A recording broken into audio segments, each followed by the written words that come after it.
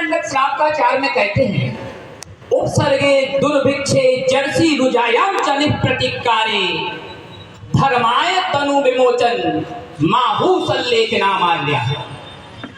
आचार्य श्री ने क्या कहा? उपसर्ग आने पर, दुर्भिक्ष पड़ने पर, नगर में अकाल पड़ जाए, ऐसी कोई बीमारी हो जाए जिसका प्रतिकार ना किया जा सके, डॉक्टर बोल दे अब इसका इलाज नहीं हो सकता, और ऐसी वृद्धावस्था आ जाए कि अपने नियम धर्म को पालन करने में व्यक्ति असक्त हो रहा हो, तो 2000 साल पहले समंत्रभद्र महाराज ने कहा उस व्यक्ति को सल्लेखना समाधि मरण धारण कर लेना चाहिए। बंधु, हमारे आचार्य गुरुवर विद्यासागर जी महासंत थे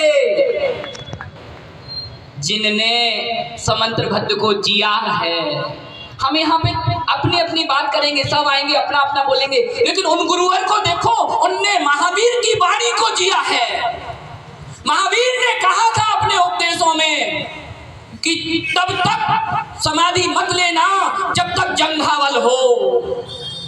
आचार्य विद्यासागर महाराज ने उस महावीर के संदेश को दिया, जब तक चलने की सामर्थ्य थी तब तक आहार लिया, और जिस दिन चलने की सामर्थ्य गई उस दिन समाधि मरण स्वीकार करके परम पद के लिए अग्रसर हो गए। बंधुओं, भैया, आचार्य विद्यासागर महाराज के विषय में क्या कहें भैया?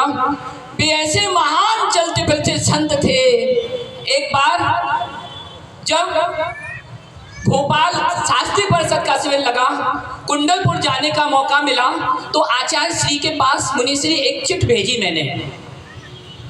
आचार्य श्री कागज को सामान्य रूप से हाथ नहीं लगाते थे, और एक चिट पे एक प्रश्न लिख के उनके चरणों में रखा, उन्होंने उसका उत्तर नहीं दिया। उनके प्रवचन बड़े उद्भट विद्वान ही समझ सकते, ऐसे प्रवचन वो करते थे। आचार्य श्री ने उत्तर नहीं दिया, कमरे में चले गए। फिर ब्रह्मचारी ढूंढते ढूंढते आए, बोले वो कौन लड़का है जिसने एक चिट भेजी थी? हम तो सोचे आचार्य श्री भूल गए होंगे। मैं घबरा गया, क्यों बुलवाया? 4-5 लोग ढूंढते ढूंढते आए, और मेरे साथ 10 शास्त्री लोग आचार्य श्री के कक्ष में कुंडलपुर में पहुंचे।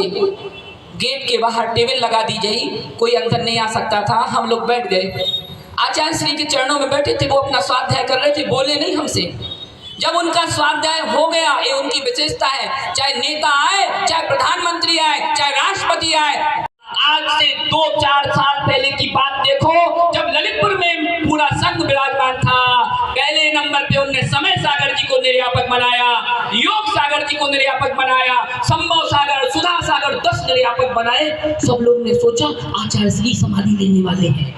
ओहो, उनकी बात, ये तो अनियत विहारी थे, जहां जाते थे बताते नहीं थे, और अनियत विहार पंडोक के लिए कर गए। बंधो, वे आचार्य महाराज जब बेलारा जी ने उनसे कहा, तो उनने पहले बोल दिया था 20-22 साल पहले, मैं अपने संघ का त्याग कर दूंगा और 4 या 3 साधुओं को लेके महाराष्ट्र चला जाऊंगा और वहीं पे अपना आत्म ध्यान करूंगा।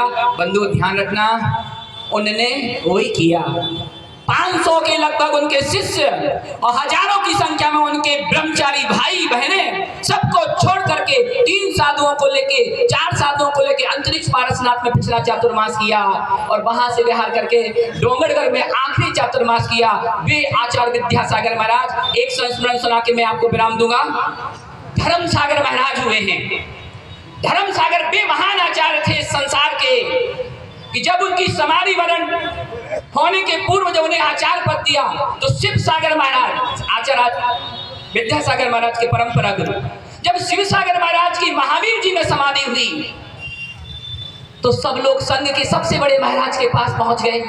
कौन थे सबसे बड़े महाराज? श्रुत सागर महाराज। श्रुत सागर महाराज से निवेदन किया, भगवान शिव सागर महाराज की समाधि हो गई है, अब हमारे संघ के नायक आप हैं, आप आचार्य पद लीजिए। देखो उस समय के साधुओं की निष्प्रता। श्रुत सागर महाराज कहते हैं, भैया जब मेरे गुरु आचार्य पद छोड़ के चले गए, तो मैं उस आचार्य पद को लेने वाला नहीं हूं, मैं उस आचार्य पद को नहीं लूंगा। दूसरे नंबर के शिष्य थे धर्म सागर महाराज। पूरे संघ समाज धर्म सागर जी महाराज के पास पहुंची, भगवान शिव सागर जी का आचार्य पद आप ले लीजिए। तो धर्म सागर क्या बोले पता आपको? बोले सबसे बड़े महाराज तो धर्म सागर हैं, उनको आचार्य पद दो। धर्म सागर कहते हैं सुख सागर को दो, सुख सागर कहते हैं धर्म सागर को दो। अंत में सुख सागर महाराज को आचार्य बनना पड़ा। जब भी आचार्य बन गए तो सुख सागर महाराज ने कहा तुम सब मेरे शिष्य हो? सबने कहा हाँ। धर्म सागर बोलो तुम मुझे अपना गुरु मानते हो? उन्होंने बोला हाँ। तो बोले मेरा आदेश है कि जो मैंने आचार्य पर शिव सागर का लिया है अभी तत्काल तुम उसे ले लो।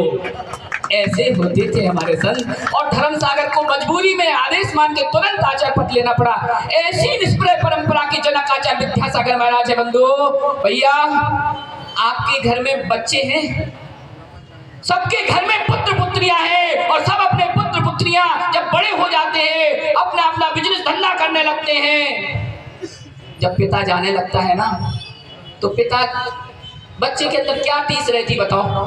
बच्चे के अंदर एकमात्र चाह रहती है, मेरे पिता के मन में ऐसी कोई चाह ना रह जाए जिसकी पूर्ति मैं अपने जीते जी ना कर पाऊं। ध्यान रखना, उन पुत्रों को आगम ने कहा तुम पुत्र जब पुत्र कहलाओगे, नहीं तो कुपुत्र हो जब तक तुम अपने पिता की इच्छा पूरी न कर पाओ। उन आचार्य विद्यासागर हमारे सबके पिता थे, जगत पिता थे। आप सबके घर में एक पिता होगा, लेकिन ये तो अरबों खरबों के पिता थे। बंधु, अपने पापा की प्रतिज्ञा पूरी की कि नहीं की? नहीं की तो ध्यान रखना परलोक में जगह नहीं मिलेगी। ये विद्यासागर महाराज थे, इनने हथकरघा चढ़ाया, इनने प्रतिभा स्थली चलाई, इनने आयुर्वेद का अस्पताल खुलवाया। पूरे भारत में देखो आप जाके, गौशाला इनने खुलवाई। भैया सब लोग बोलते गायों से क्या होगा, ये जानते थे कि जिसके घर में गाय पाली जाएगी ना उसके घर में अपने आप शांति आएगी, पॉजिटिव एनर्जी आएगी। इन्होंने हजारों गौशालाएं पूरे भारत में खुलवाई, कई अस्पताल भारत भर में खुलवाए। और सबसे बड़ी बात, आज हमारी कन्या धन जिसकी सुरक्षा पे प्रश्न चिन्ह उठाया जाता है, उनके अंदर वो पीड़ा थी। एक पिता वो ही सच्चा पिता हो सकता है जो अपनी बेटी के लिए जीता है। और विद्यासागर महाराज ऐसे जगत पिता थे जो संसार की बेटियों के लिए जीते थे। और उनने एक विकल्प रचा कि पूरे भारत में प्रतिभा स्थली खोली जाएगी। बंधु, और वो प्रतिभा स्थली ही एकमात्र कारण थी कि 25 साल बाद टीकमगढ़ की धरा पे आचार्य विद्यासागर महाराज का पदार्पण हुआ। बंधु, मैं उन पुत्रों से उन पुत्रियों का आह्वान करता हूँ, विद्यासागर को श्रद्धांजलि देनी है, उनके चरणों को जीना है तो एक प्रतिज्ञा ले लेना, विद्यासागर का क्या मत था, प्रतिभा स्थली की स्थापना हो। आज जाते जाते वो चले गए। बंधु ध्यान रखना, पछताओगे। जब सन्मति सागर महाराज टीकमगढ़ में आए थे आप लोग नहीं पहचान पाए थे, बाद में रोते थे कि सन्मति सागर महाराज आए थे। जब विद्यासागर महाराज आए तो उन्होंने यहाँ गौशाला भी खुलवाई, प्रतिभा स्थली भी खुलवाई, लेकिन हम अभागे पापी लोग हैं जो उनकी उस प्रतिभा स्थली को अपने पपोरा जी में नहीं खोल पाए। बंधु, मैं आह्वान करता हूँ, संकल्प लो, जीवन का अंतिम श्वास भी निकल जाए जब तक पपोरा जी में आचार्य गुरुवर की प्रेरणा से जो गौशाला का शिलान्यास हुआ था, जब तक वो गौशाला और उसके साथ साथ जो पपोरा जी में प्रतिभा स्थली बनी थी हमारी कन्याओं के लिए, जब तक वो ना खुल जाए, हमारी ये श्रद्धांजलि थोतली श्रद्धांजलि है। सब आएंगे वहाँ फूल चढ़ाएंगे, यहाँ 2 बात बोलेंगे, सब चले जाएंगे घर में व्हाट्सएप चला के अपनी फोटो स्टेटस डाल लेंगे। ये श्रद्धांजलि नहीं है। श्रद्धांजलि वो है जब मेरे जगत पिता ये विद्यासागर कोई और संत नहीं है बंधु, ये हमारे दिल में वास करते थे। जिस दिन उनका भैया आचार्य श्री की जब समाधि हुई तो 2 दिन पहले समता सागर महाराज उनके पास पहुंचे, उनसे बोले भगवान आपको ठंडी लग रही है? तो क्या बोले वो? नहीं। बोलो आपको गर्मी लग रही है? बोलो नहीं।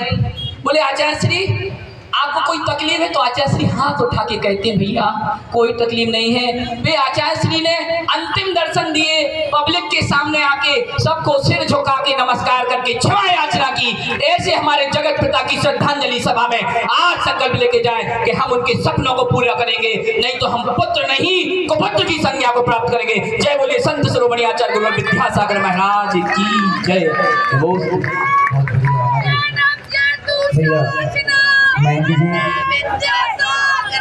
निश्चित रूप से आपकी भावना सभी की भावना है।